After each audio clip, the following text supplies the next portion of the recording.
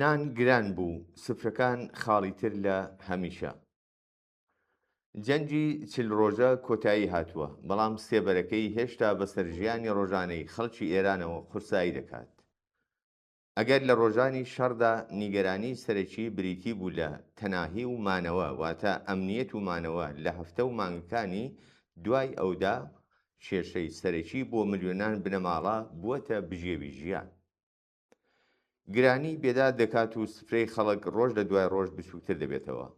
لەم نێونەدا نان ئەم سەرەتاییترین و بنەڕەتیترین کاڵای خۆراییچیە بووەتە هێمایەکی ڕوونی قەیرانی بژێوی لە ئێرانی دوای شەڕ. نان لە کلتوری ئێرانیدا تەنیا مادەیەکی خۆراکی نییە، بەڵکو نان واتە لانیکەمی ئیمکانی ژیان.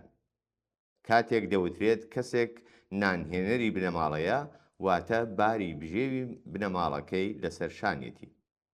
بەم هۆیەوە گرانبوونی نان تەنیا زیادبوونی نرخی کاڵا نییە، نیشانەیەکە لەوەی کە فشاری ئابووری گەیشتۆتە قوڵترین لایەنەکانی ژیانی خەڵک.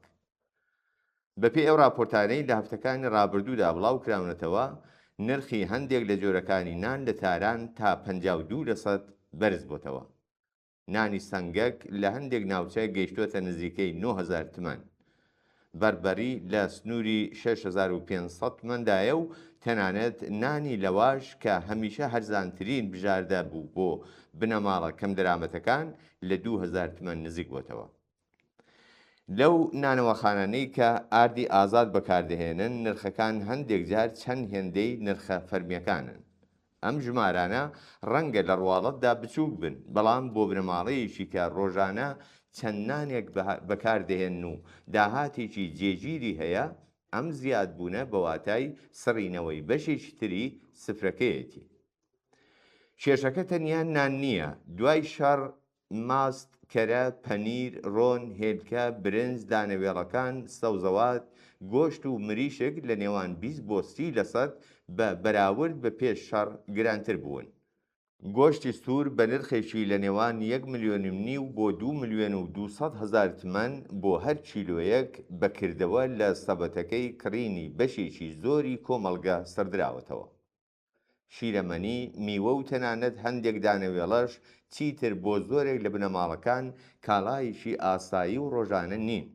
بەم شێوەیە کاتێک نانیش گران دەبێت، ئیتر تەنیا یەک جۆر خۆراک گران نەبووە، بەڵکو دوایین پەناگەی سفرەی هەژاران لە لێواری داڕماندایە. فشاری گرانی ئەو کاتە باشتر شیاوی تێگەیشتنەکە بەراورد بکرێت بە ئاستی موچەکان. لانیکەمی حەقدەستی کرێکاران و فەرمانبەران لە ساڵی 1405دا نزیکەی 16 ملیۆن تمەن دیاری کراوە و تەنانەت کرێکارە خاوەن ئەزموونەکانیش لە باشترین حاڵەتدا نزیکەی 22 ملیۆن تمەن وەردەگرن. ئەمە لە کاتێکدایە کە کرێی خان و دەرمان، گواستنەوە، پەروەردە و پۆشاکیش هاوکات زیادیان کردووە. لە ئاوا بارودۆخێکدا داهاتی موچەخۆران نەک تەنیا وەڵامدەرەوەی تێچووەکانی ژیان نییە، بەڵکو بەکردەوە هیچ بوارێک بۆ دابینکردنی لانیکەمی بژێوی خۆراک نایەڵێتەوە. بەشێکی زۆری خەڵک چیتر توانای دابینکردنی 3 ژەمە خۆراکی تەواویان لە ڕۆژێکدا نییە و زۆرێک لە بنەماڵەکان ناچار بوون گۆشت، شیرەمەنی و میوە لە بەرنامەی خۆراکی خۆیان لابدەن. بانکی ناوەندیش لە نوێترین راپۆرتی خۆیدا ڕاگەیاندووە کە هەڵاوسانی خاڵبەخاڵی کاڵاکان لە مانگی خاکەلێوەدا بەبێ هەژمارکردنی خزمەتگوزاریەکان گەیشتۆتە 95.7%.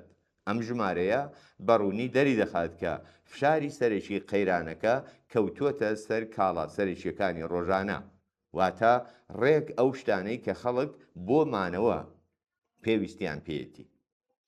لابردنی دراوی تەرجیحی لە بەفرامباری 1404دا لەگەڵ شوێنەوارەکانی شەڕ و هەڵاوسانی جیهانی ئەم پرۆسەی تونتر کردوێتەوە و ئەنجامەکەشی بریتی بووە لە بەرزبوونەوەی ئێجگار زۆری نرخی پێداویستیە بنەڕەتیەکان.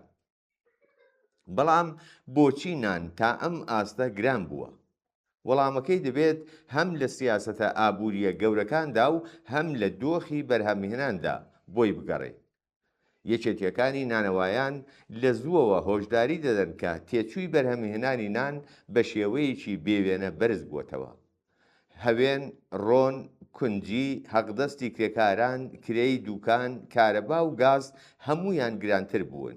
لە پەنای ئەمانەشدا دواکەوتنی پێدانی یارانەی ئارد، دیاریکردنی بەش و کەمی ئارد و هەروەها کۆنبوونی کەرەستەکانی نانەوەخانەکان فشارەکەی چەند قات کردووە. لە بارودۆخێکی ئاوادا دیاریکردنی نرخی دەستوری و فەرمی چیتر ناتوانێت ڕاستیەکان بشارێتەوە. نانەوە یان دەبێت نرخ بەرز بکاتەوە، یان لە کوالێتیەکەی کەم بکاتەوە، یان کاتژمێرەکانی کارکردن کەم بکاتەوە، یان ئەوەی لە کۆتاییدا دەبێت نانەوەخانەکەی دابخات. هەر ئێستاش راپۆرتە مەیدانیەکان لە شارە جیاوازەکانەوە دەری دەخەن کە سەرەی نان وەرگرتن دوور و درێژتر بۆتەوە. هەندێک نانەوەخانە کاتی کارکردنیان کەم کردوێتەوە و لە ناوچە دەوڵەمەند نشینەکان نان بە ئاشکرا بە نرخی ئازاد دەفرۆشرێت. لەلایشترەوە ناهاواهەنگی بەرپرسانی حکومی سەر لێشێواویەکەی زیاتر کردووە. لە کاتێکدا هەندێک نانەوەخانە نرخە نوێیەکانیان جێبەجێ کردووە، هەندێک لە بەرپرسانی پارێزگاکان هێشتاش باز لەوە دەکەن کە هیچ زیادبوونێکی فەرمی لە ئارەدا نییە. ئەم دژوازیە هەم نانەوە و هەم بەکاربەریشی تووشی دڵەڕاوچێ و نادڵنیایی کردووە. ئەوەی قەیرانی نان مەترسیدارتر دەکات بریتیە لە کاریگەریە یەک لە دوای یەکەکانی نان. نان تەنیا کاڵایەکی سربەخۆ نییە، بەڵکو پەیوەندی ڕاستەوخۆی بە ئارد، گواستنەوە، پیشەسازی، خۆراک و تەنانەت نرخی بەرهەمەکانی تریشەوە هەیە. زیادبوونی تێچووی نان بە زۆری دەبێتە سەرەتایەک بۆ گرانتربوونی ماکارۆنی، شیرینی، خواردنە سادەکان و پێداویستیە پەیوەندیدارەکانی تر. بەواتایشتر کاتێک نان گران دەبێت تەنیا نرخی کاڵایەک بەرز نابێتەوە، بەڵکو تەواوی زنجیرەی بژێوی هەژاران دەکەوێتە ژێر گوشاری هەرچی زیاترەوە. واقعیەت ئەوەیە کە ئەمڕۆ ئابووری بنەماڵە ئێرانیەکان گەیشتۆتە ئاستێک کە زۆر کەس بە خاڵی بێگەڕانەوە ناوی دەبن. کێشەکە چیتر تەنیا هەڵاوسان نییە، بەڵکو دارمانی بەرەبەرەی هێزی کڕین و لە دەستدانی لانیکەمەکانی ژیانە. لەوەها بارودۆخێکدا گرانبوونی نان مانایەکی ڕوونی هەیە.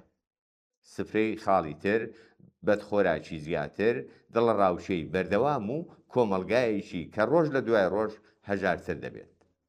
ئەمڕۆ نان وەک سادەترین و بنەڕەتیترین کاڵای خۆراکی ئاوێنەی باڵانوێنی ئابووری ئێرانی پاش شەڕە، واتە ئابووریەک کە تێیدا کاڵا هەیە بەڵام توانای کڕین نییە. نانەوەخانەکان کراون، بەڵام سفرەکان لە هەمیشە خاڵی تر.